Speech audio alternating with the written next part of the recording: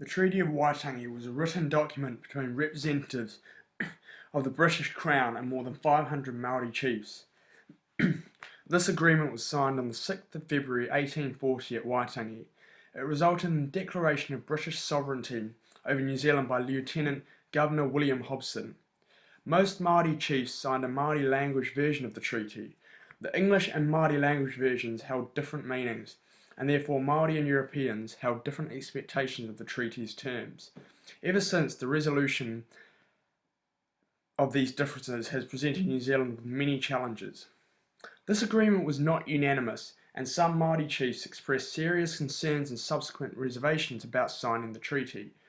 Hobson was quick to report to the British government that his mission was indeed a success, which pleased them. He said to the government that he had secured an agreement for British sovereignty, especially from a number of chiefs who had already signed the 1835 Declaration of Independence document, in which 52 Māori chiefs, predominantly from Northland, had declared sovereignty over New Zealand. The British were willing to offer Māori a treaty because of a number of events that occurred prior to the treaty signing that impacted on both parties. Both parties then concluded that the treaty would solve their problems. During 1830 to 1840, the Christian missionaries had tried in vain to persuade Māori to form their own independent government and state, but the Māori chiefs, as was quite common at the time, were not able to agree between themselves. In the end, it became increasingly evident that in order to survive, New Zealand must become a British colony under British sovereignty. After James Cook's first 3 voyages to New Zealand on exploratory duty in the 1760s, and the establishment of a British penal colony in Australia, trade and Christianity began to venture to New Zealand. Vessels from France, America and Britain were visiting New Zealand harbours in the late 18th century to refresh and refit. From the early 1800s, commercial trading began in New Zealand with materials such as timber and flax, and small industries such as shore whaling and shipbuilding, as well as general trade. This occurred with the Māoris and non-Māoris who had established themselves in New Zealand. In the years prior to the treaty signings, the 1830s, the New Zealand coast was littered with trade settlers, as well as several missionaries who had bought land, established themselves and set up camp. During this period, land purchases between British and Māori grew until there were large areas of land owned by the British. By 1839, there were 2,000 permanent settlers, 28 onshore fisheries, and multiple commercial ventures in flax, timber and shipbuilding, as well as your general domestic trade by the British. Up until the early 1830s, the British Imperial government were increasingly reluctant and dissuadable to intervene in New Zealand. This changed because as more and more settlers were arriving and trade and investments expanded, the British government began to feel responsible for their people and their investments as well as the Māori. 3 acts in 1817, 1823 and 1828 were passed as the British government attempted to bring law and order. However, because New Zealand was presently outside the British Dominion, these acts were unsuccessful. In 1820, the Māori requested that Britain afforded them more protection after Hongi had slaughtered thousands of the Thames Māoris. The British offered a treaty to the Māori because it was potentially a mutually beneficial agreement for both parties. It also enabled British to come into partnership with the Māori instead of powerful countries such as France and America, who were planning to annex New Zealand for their benefit. This way, the partnership can be mutually beneficial. The missionaries complied with this partnership and the benefits it would bring. The benefits of this agreement was vast for both parties. As commercial trading and increasing numbers of settlers were booming in the decade prior to the treaty signing, the British government decided they needed to intervene even after being increasingly reluctant to do so. The Crown believed they would bring law and order to New Zealand, whilst British settlers were benefiting from increasing commercial trading options, as well as utilising Māori materials and resources for their own interest. Māori also benefited from the new technologies that the British brought over and the new methods of living that the settlers advocated. In 1840, Māori leaders decided against signing the treaty on the basis of its Māori text and weighing various aspects and considerations. In the documents, the Māori leaders wanted regulated settlement and support on controlling settlers and land sales, as well as trade and a cash income from employment opportunities which would bring substantial improvements to Māori communities. This potential new relationship would also allow the Māori to avoid intertribal warfare that had escalated in previous decades. Although the Māori chiefs were fully aware that a colonial administration would require some concession to allow it to exercise power, they were told and assured by officials that their own authority was left in place by Article 2 of the Māori language version of the treaty. This suggested that authority would be shared between the government and the Māori chiefs. This shared authority would be enhanced by the other treaty articles, which was preferable and gave Māori maximum advantage from the signing. Different regions of New Zealand wanted different things from the treaty, these regions led by specific Māori chiefs. In Auckland, Māori chief Ngāti Whātua wanted to establish relationships between the Māori and the British Crown, which would then benefit local Māori iwi and British settlers, making the treaty mutually beneficial. They wanted the opportunity to have the governor and capital of New Zealand on their lands in the future. At Port Nicholson, influential Māori chief Te Atiawa and other local Wellington iwi wanted there to be controlled settlement and the benefits it would bring to their community and way of life.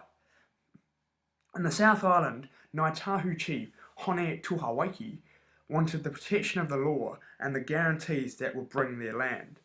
On the Kapiti coast, local iwi, Ngāti Toa, wanted to maintain and preserve the position they have gained in the region and to benefit from the skills and new technologies that their British counterparts were going to bring. There was also the predominant fear that the French had increasing designs on New Zealand, and therefore the Māori thought that a British administration was better than a French one. This idea was backed up by the missionaries who believed that a British administration was better, and the signing of the treaty would solve this problem. Because there were no treaty meetings in regions such as Taranaki and the Wairarapa, some Māori chiefs never got the opportunity to sign the treaty. This was also apparent in the Hawke's Bay, as there were no treaty meetings in this region. Sometimes chiefs were absent from meetings, and the treaty negotiators were too impatient to wait for their return.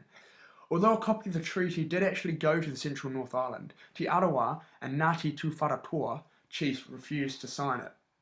The impact of the European way of life and British settlers on these inland tribes was felt less than it would be on coastal iwi. Chiefs valued their independence and were not prepared to place their mana under that of the British Queen. Waikato chief Te Wherowhero also refused to sign for this reason, and his power in the Māori community allowed him to refuse to sign. In districts where intertribal disputes were in progress, chiefs were not prepared to allow British interference. The Māori chiefs, Tairara of Thames and Tupia of Tauranga, refused to sign the treaty because they wanted to retain full control over their affairs and settle their own disputes.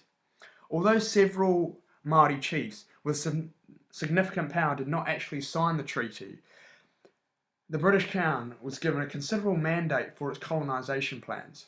However, it was not an overwhelming mandate and was therefore likely to be challenged and opposed against in the future. Although several rangatira in the Waikato did actually sign the treaty, Potito Te Wherowhero refused to sign even though he had asked repeatedly. This was because he was a very important man, and the British knew that if he signed the treaty, others would follow suit. Missionaries influenced several Māori to sign the treaty because they had switched their faith and become Christian and therefore believed that what the missionaries said was correct. Not as many Māori signed the treaty who lived in areas with little to no missionaries present, which was the case for the Arawa and Tūwharetoa tribes in the central North Island. The British made no attempt to gather signatures in South Taranaki. It took the British 4 months to collect over 500 signatures. Hobson therefore declared British sovereignty over New Zealand on the 21st of May 1840. He did this before consulting the British government and then told them that all the Māori chiefs in the North Island agreed to sign the treaty, which was untrue. Several other factors were untrue as well. Captain William Hobson said that the South Island could be included in the treaty because the British had discovered the South Island, and the fact that missionary Henry Williams had written on the bottom of the English version of the treaty that it was a literal translation of the Māori version and then sent them off to England. Both of these statements were untrue. These statements were both untrue because Hobson and the British hadn't actually discovered the South Island, but it was actually the Māori. And also missionary Henry Williams, although he had written the literal translations on the bottom of the English language version of the treaty, he didn't actually send them off to the British Crown. Many of the Māori chiefs did not sign the treaty, and some of the chiefs who did continued to protest against British settlement for years to come. This occurred on both sides, as many British settlers were against the treaty as well. The treaty is a statement of principles in which both the British Crown and the Māori chiefs have made a convenient political compact to found a nation-state and subsequently build a government in their new land. The document possesses two different articles, the English language version and the Māori language version. In the English version, Māoris cede the sovereignty of New Zealand to Britain. They also give the British Crown an exclusive right to buy lands as they wish to sell, and in return are guaranteed full rights of ownership of their lands, their forest and fisheries, and other possessions, and Māori are given the same privileges over British subjects. The treaty in Māori was intended to directly translate the English language version, so that there were no notable language barriers or differences. However, there are several differences. Significantly, the term sovereignty was translated in the English version as kāwanatanga, or governance. Some Māori believed they were giving up government over their lands, but retained the right to manage their own affairs. The English version guaranteed undisturbed possession of all their properties, but the Māori version guaranteed tino rangatiratanga, or full authority over their taonga, their treasures. Māori understanding was at odds with the understanding of the people negotiating the treaty for the Crown, and as the spoken word was a key part and value of Māori society, the way that the negotiators explained the different points was just as important as the wording of the document. In Article 1 of the Māori language version, the term kāwanatanga was used to relate to the cessation of sovereignty by the Māori to the British Crown. In 1840, therefore, it is unlikely that Māori understood the European term and idea of sovereignty, and subsequently were cautious about what they were giving way to the British. The term kāwanatanga is a transliteration of the word governorship, and was not a part of the Māori language. It was also argued that the idea and term governorship was entirely different to that of the term sovereignty. Similarly, the terms rangatiratanga or chieftainship and taonga or treasures used in Article 2 of the Māori version of the treaty are similarly misunderstood. The British understood the term taonga to mean property in the traditional physical and European sense, whereas the Māori believed that the term has a much broader meaning that can include relevant intangibles as a language. The treaty has been debated because of the different meanings of the treaty documents. The treaty as the Māori language version was understood to be a direct translation of the English language version. The terms of the treaty in the Māori language version were understood to directly correlate with the English language version. Significantly, the word sovereignty in English was translated as kāwanatanga in Māori, which actually translates to governance. Because of this, some Māori believe they are giving up government over their land, but retaining the right to manage their own affairs. The English language version guaranteed undisturbed possession of all their properties, and the Māori language version guaranteed tino rangatiratanga, which is full authority over their taonga or their treasures. Because of this inherent confusion, Māori understanding was at odds with the understanding of the negotiators of the treaty for the Crown. Officials of the Colonial Office mainly understood the treaty on the basis of its English language text version, which placed less of an emphasis on maintaining the authority of the Māori chiefs than the Māori language text version. In the 4 years after the treaty signings, colonial officials admitted that the rights of the Māori rangatira would have to become limited because they proved conflicting with the British Crown and their authority. Although many rangatira did not actually sign the treaty, the British government repeatedly insisted that it place all Māori subjects under the authority of the British. British governors repeatedly stressed that the treaty gave protection for the Māori as well as guarantees. However, these intentions would occasionally conflict with the official practice of handling land and legal issues. The battle at Wairau and the war in Northland in 1843 and 1845 respectively were early markers of more serious wars to come. The violence between the British settlers and the local Māori exacerbated this problem. On occasion, such as when the government gave in to pressure from the New Zealand Company and validated the strange and extremely dubious purchase of Māori land to found the new now capital city of Wellington, the government would ignore the treaty and the things the treaty stands for. Many Māori were concerned that the British Crown would be unable to carry out their obligations and their side of the treaty. After the first decade passed after the treaty signing, these doubts held by the Māori rang true. A protector of Aborigines who was appointed by the government solely to try and defend Māori interests, became increasingly compromised by acting as a land purchase negotiator. Because of this, the position was scrapped in 1846. In 1847, there were increasing concerns that the British Crown might seize uncultivated land, which prompted an appeal from the powerful Waikato chief, Te Whetowhetho, to Queen Victoria. Because of this severe issue and the conflict that arose because of this, it was not entirely resolved thanks to the treaty as believed it should be. In terms of the validity of the treaty, New Zealand does not have a constitution of the document in the form of a single piece of evidence. It now forms a collection of common laws, customs and legislations that make up the framework of the New Zealand government. The treaty was an agreement between two separate parties that established British authority in a new land. This aforementioned authority was later transferred to the New Zealand Parliament. Māori leaders, iwi and local people have repeatedly emphasised the importance of the treaty ever since the signings, and consecutive governments have recognised the importance of the treaty for the nation of New Zealand. The Wairau Battle on the 17th of June 1843 was the first major battle after the treaty signing between the Māori and the British settlers. 4 Māori and 22 British were subsequently killed. The New Zealand Company and settlers from the Ngāti Toa tribe had clashed over land in the Wairau Valley, which the New Zealand Company had claimed they had bought prior to the battle. The Ngāti Toa tribe disputed this and subsequently burnt down the surveyors' huts after obstructing a survey of the land. The chief of the Ngāti Toa tribe, Te Ropaha, repeatedly insisted that the matter be dealt with by William Spain, the man who had been appointed to investigate any land purchases made before the British and their annexation. A posse of settlers who were armed departed from Nelson in an attempt to arrest Te Ropaha and Te Rangahaiata. Subsequently, fighting broke out and a few people were killed on both sides. These included one of Te Rangahaiata's many wives, Te Rongo. Of the settlers, many of the surviving settlers were surrounded and forced to surrender.